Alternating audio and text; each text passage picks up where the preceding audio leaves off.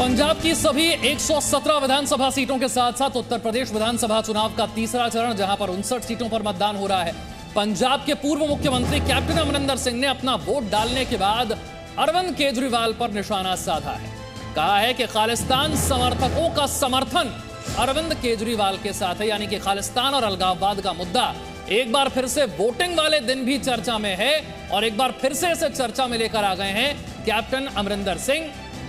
केजरीवाल को पन्नू का समर्थन है, खालिस्तान के जो समर्थक हैं वो समर्थन कर रहे हैं अरविंद केजरीवाल का। सुनवाते हैं आप। Well, देखिए, Lord Bhagwant Singh Pannu is a Khalistani out and out, total anti-national, and he is supporting Kejriwal. And अब इसका पता नहीं कितना असर होएगा, because अगर तो बात ये फैल गई तो फिर it will be wiped out. Dharmendra ji, मैं आपसे जानना चाहता हूँ कितना ये जो है चीज़ें जो हैं ये कर रही हैं, मतलब इसको आपको लगता है कि इशू ने डेंट किया है अब तक की अगर हम बात करें? हालांकि बहुत लास्ट में है खालिस्तान का मुद्दा, पहले आप फिर उसके बाद जगरूप सिंह जी आप। मुझे लगता है सचिन जी कि ये जो मुद्दा है खालिस्तान का, ये आम वोटर के एजेंडे पे नहीं है, पॉलिटिकल पार्टीज़ के एजेंडे पे हो सकता है। इसकी शुरुआत हुई कुमार विश्वास से, जो पुराने साथी हैं केजरीवाल के, उन्होंने निशाना साधा 3-4 दिन पहले। उसके बाद आज जो बड़ा बयान आया है कैप्टन अमरिंदर सिंह का, मगर ये पॉलिटिकल दायरे में तो ठीक है, मगर ये वोटर का एजेंडा मुझे नहीं लगता कि ऐसा है। वोटर जो है वहाँ पे पंजाब में वो शांति चाहता है, खुशहाली चाहता है पंजाब की। पंजाब ने एक बहुत दुख भोगा पिछले 80s और 90s के दशक में, तो वहाँ पे जो सिक्योरिटी का इशू रहता है। मगर अभी ये जो इशू है हावी है वो है लोकल डेवलपमेंट, अनएम्प्लॉयमेंट, हेल्थ, तो जॉब क्रिएशन, क्योंकि यूथ जो है अप्लाई कर रहा है बाहर। इसमें बात ये हुई ना जगरूप जी, फिर क्यों बहुत सिंपल था कह देते, मतलब डेंट तो छोड़ी, बहुत सिंपल था कह देते कि मैं खालिस्तान के खिलाफ हूँ, मैं खालिस्तान के बिल्कुल साथ नहीं हूँ। क्यों फिर वो उन्होंने स्वीकार नहीं किया? एक बार भी नहीं कहा, पत्रकार पूछते रहे लगातार प्रेस कॉन्फ्रेंस में, लेकिन एक बार भी ये ना कहना कि सबको मालूम है कि खालिस्तान मूवमेंट, खालिस्तानी आतंकी संगठन, उसके खिलाफ कुछ कहना, ये फिर क्या वो था? मतलब जिसे कहते हैं ड्यूबियस कैरेक्टर तो केजरीवाल जी का रहा है, शुरू से रहा। पिछले साल में वो इतना ट्रैप हो गए थे खालिस्तानियों के बीच में, उसी ने बहुत बड़ी सेटबैक लगाई थी इनको। मेरे को लगता है दिस टाइम बहुत कॉशियस थे। ये नरेटिव नेशनल लेवल पे खड़ा गया। आपने देखा होगा जब प्राइम मिनिस्टर साहब ने रैली करने के गए थे और कैसे रोड से इतना लंबे का उन्होंने प्रोग्राम बनाया, और उसके बाद वो देखा कि वो घेरे गए, वापस आ गए। कि नरेटिव का जो बिगिनिंग है वहाँ से शुरू होती है। और मैं ये आपको उसका शायद पंजाब में तो उसका यूथ नहीं होता है, इसको बाहर कर रहे हैं आउटसाइड स्टेट, 5 स्टेटों में हो रही है। पर्टिकुलरली यूपी बीजेपी के लिए बहुत इंपॉर्टेंट है, पंजाब में तो चलो हम देख लेते हैं। दूसरी बात है, अब देखिए सारी पोलिटिकल पार्टी ने एजेंडा ले गया। हमने तो पंजाब में कल तक सुना नहीं था कि वो खालिस्तान की बात हुई है। अभी यहाँ अगर पता चला भी सोनीपत में 3 खालिस्तानी पकड़े गए। तो जो कंस्ट्रक्टेड एजेंडा होता है कई बार लोगों के लेवल पे वो फिट नहीं बैठता। कोई सिंपैथाइजर वोट भी है क्या? जो कोई सिंपैथाइजर वोट भी है क्या? बहुत थोड़ी इनसिग्निफिकेंट। जो भी खालिस्तान की बात करेगा, रिलीजियस मुद्दों के ऊपर वोट नहीं पड़ती। मैं आपको ये डेटे के साथ कह सकता हूँ, 2017 की इलेक्शंस में जब इतना बड़ा बेअब्दी का मुद्दा हुआ था, वो बेअब्दी के लिए कोई बहुत सेंसिटिव है, ये पॉलिटिकल इशू बनता है।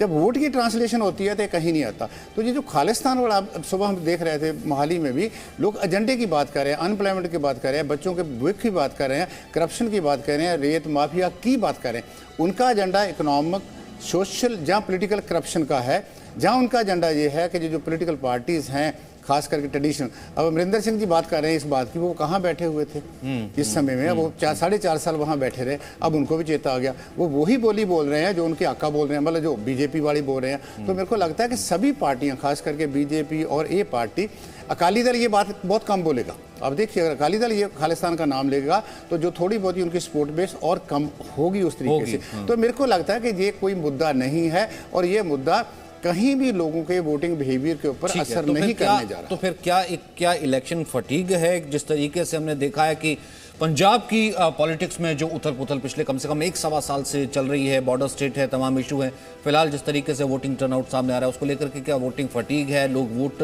या फिर वोट में इंटरेस्टेड नहीं है, पार्टी के वायदे में इंटरेस्टेड नहीं है, ये भी एक इंपॉर्टेंट रहेगा। वहीं देखिए एक और इंटरेस्टिंग तस्वीर, ये हर फेज में हमने देखा इस तरह की तस्वीरें आती हैं। दूल्हा दुल्हन के दिन की कम से कम 8 से 10 तस्वीरें तो ऐसे हम देखते ही देखते हैं, जहां पर पहले जो है मतदान, फिर उसके बाद कोई दूसरा काम, फेरे भी बाद में लिए जा रहे हैं, पहले मतदान किया जा रहा है। तो यूपी में 59 सीटों का संग्राम। वहीं सैफई में आपको सैफई का रुख सफाई की तस्वीर दिखाते हैं। सफाई में अखिलेश ने वोट डाला है। वोटिंग के बाद बोले हैं कि यूपी में समाजवादी पार्टी की लहर है।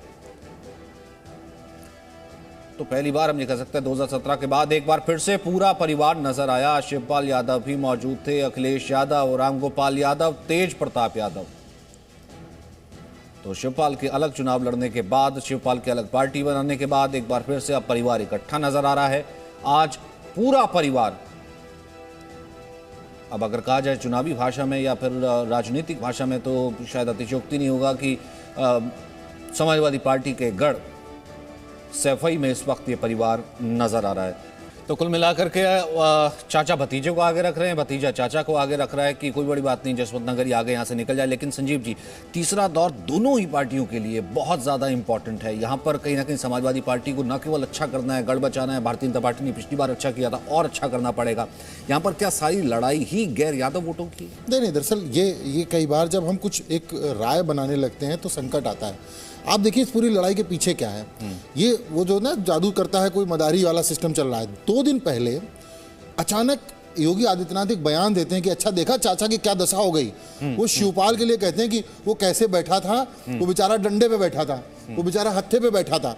आज पूरी सपा सिर्फ ये सेट करने पे लगी हुई है कि शिवपाल को स्वयं मुलायम सिंह आशीर्वाद भी दे रहे हैं। अखिलेश अब ये भी कह रहे हैं कि जसवंत नगर ज्यादा जीत जाए, हम चाहे कम वोट से जीत जाए, ये भी कह रहे हैं। तो आज की तारीख, अब इसको तो बीजेपी की जीत मानना जाना चाहिए कि भाई बीजेपी जैसे चाहती है इनको चला रही है। आतंकवाद के इशू पे भी ये सफाई दे रहे हैं। अब आतंकवाद के इशू पे अगर ठीक है, आप कह सकते थे कि भाई मुझे क्या पता कि उनका लड़का है, मेरे साथ मंच पे बहुत सारे लोगों फोटो, लेकिन आप उस पर आप बैंक घोटाले को जोड़ रहे हैं। तो हर लेवल पे एक इस प्रदेश के पूर्व मुख्यमंत्री को सफाई देनी पड़ रही है। ये हिस्सा है, जबकि ये पूरा हिस्सा सपा का बड़ा मजबूत गढ़ रहा है। ऑब्वियस है, एक जमाने में इटावा जीतते रहे ये लोग, मैनपुरी जीतते रहे, कन्नौज जीतते रहे। कन्नौज से अखिलेश सांसद रहे, उनकी पत्नी सांसद रही। इसके बाद इटावा तो मुलायम सिंह का गढ़ रहा ही है, मैनपुरी रहा है। इधर आ जाइए, बुंदेलखंड की कोई चर्चा नहीं हो रही है। ये भी बुंदेलखंड की चर्चा नहीं कर रहे हैं। क्यों? क्योंकि ये जान रहे हैं बुंदेलखंड में सपा काफी पीछे है। ये बिल्कुल सीधा समझ में आ रहा है। तो बुंदेलखंड में उधर जितना स्टेक इनका यहाँ लगा है उतना स्टेक वहां पे स्वतंत्र देव सिंह का लगा हुआ है, वहां बीजेपी का लगा हुआ। 19 की 19 सीटों पर स्टेक है। यहाँ तो तब भी कुछ सीटें जीती थी भाजपा ने, कुछ सीटें सपा ने जीती थी। बिल्कुल, वहां तो बुंदेलखंड की सारी सीटें भाजपा के पास थी, तो वहां पे क्यों नहीं स्टेक लगा हुआ है? तो ये जो सारी चीजें हैं बेसिकली ये सब अपने हिसाब से एजेंडा तय करना चाहते हैं और उस पर काम करते हैं। रही बात दूसरी परिवार की बात, तो परिवार सिर्फ इन 2 लोगों का नहीं, मुलायम के समधी भी तो लड़ रहे हैं चुनाव सपा भाजपा के टिकट पे। हरिओम यादव मुलायम सिंह के समधी हैं और वो बीजेपी के टिकट पे चुनाव लड़ रहे हैं। तो सपा के परिवार का एक्सटेंशन तो बीजेपी में ही है। एक बहू बीजेपी में है, एक समधी बीजेपी में है। ऐसे तो एक यादव अपर्णा जो बेस्ट वो एक्सटेंशन है। मुलायम के घोर परिवारवाद का एक्सटेंशन बीजेपी में शरण पा रहा है। यादव चुनाव लड़ रहे हैं। एक कमेंट कौशिक जी आपका, फिर उसके बाद मुझे एक ब्रेक लेना है, एक छोटा सा कमेंट। मैं एक बहुत महत्वपूर्ण बिंदु की ओर ध्यान ले जाना चाहता हूं कि हम ये मानकर चल रहे हैं कि जो भी वोट पड़ रहा है वो सारा का सारा जाति पर ही पड़ रहा है। ये पूरा माना जाता है कि उत्तर प्रदेश और बिहार यानी सिर्फ जाति आधारित वोटिंग होती है, इसलिए नेताओं की जो पूरी सोशल इंजीनियरिंग की हम बात करते हैं वो सारी टिकट वितरण जो है वो सारा का सारा जाति को देख करके किया जाता है। लेकिन आप 2017 के चुनाव से उसको देखिए कि यहाँ 59 सीटें थी टोटल इस तीसरे फेज में, और इस 59 सीटों में से 49 सीटें उस समय बीजेपी ने जीती थी। अगर केवल यादव आधारित वोटिंग होता और केवल जाति आधारित वोटिंग होता तो इतनी सीटें बीजेपी नहीं ले सकती थी। तो यहां पर महत्वपूर्ण बात यह है कि इस समय मुद्दों पर धीरे धीरे लोग लौटने लगे हैं। जो मतदाता है वो मुद्दों की बात करने लगा है, यद्यपि वो भी धीरे धीरे है, उसमें समय लगेगा। और ये जो एबीसीडी है, कर रही थी पिछली बार भी हमने देखा कि वहां मुस्लिम महिला थी, वो सुरक्षा की बात कर रही थी। मैंने कहा कि हर फेज में तो कम से कम ये मुद्दा चल रहा है। बिल्कुल, यहाँ आतंक चलता है, बुलडोजर चलता है, महिला बार बार फिर ये कह देती है अपने बूथ से वोटिंग करके बाहर निकल करके, नहीं मेरे लिए तो एक सुरक्षा भी बहुत। एग्जैक्टली, ये व्यवस्था और विकास की जो बात आनी शुरू हुई है चुनाव में, ये बहुत महत्वपूर्ण है। और जो चुनावी राजनीति की जो एबीसीडी है अब ये अपने अंतिम दौर में जाने लगी है, जहां पर हम बात करते हैं XYZ की कि कौन सा एक्स फैक्टर है। आज अगर सुबह के आप अखबार उठा करके देखें तो उसमें सारे अखबारों में बात हो रही कि एक्स फैक्टर क्या है। मैं आपको बताना चाहता हूं कि जो हमने सर्वे किया है यूपी के अंदर जाकर, और जिसमें महिलाओं से लेकर के और जो प्रथम बार जो चुनाव में वोट देने जा रहे हैं युवा, उनसे जो बात की है वो एक्स फैक्टर, ये दो चीजें होने वाली हैं, एक महिलाएं और दूसरा वो युवा। एक्स फैक्टर क्या आज ये तय कर देगा या फिर आज कहीं ना कहीं ये तस्वीर स्पष्ट कर देगा, साफ कर देगा उत्तर प्रदेश की कि उत्तर प्रदेश में ऊंट किस करवट बैठने वाला है, या फिर यहां पर बिल्कुल 2020 की तरह बैटल बिल्कुल लास्ट मोमेंट तक जाने वाली है। Presenting B News app available on Google Play and App Store. Download it now.